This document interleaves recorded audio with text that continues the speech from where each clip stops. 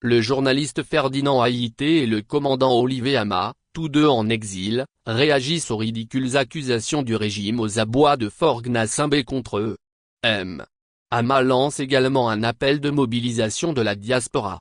Ferdinand Haïté, une démarche désespérée de diffamation. Je suis un journaliste au parcours bien connu, même si parfois sinon souvent j'ai le triomphe modeste. J'ai été l'un des 4 lauréats du prix mondial de la liberté de presse CPJ. Cette reconnaissance internationale m'a ouvert de grandes portes dans le monde. J'ai été reçu à la Maison Blanche par le conseiller à la sécurité intérieure du président Joe Biden, là où certains chefs des États africains déboursent des millions à travers des structures de lobbying pour un RDV mais sans jamais se faire recevoir. J'y ai également gardé de solides relations. M'associer ou vouloir m'associer à une entreprise terroriste est une démarche désespérée de diffamation sans précédent et d'intimidation du pouvoir de l'homme qui semble de plus en plus fragile au point de voir des fantômes partout et de s'en prendre dans son délire à des gens sans aucune défense, veuves et orphelins.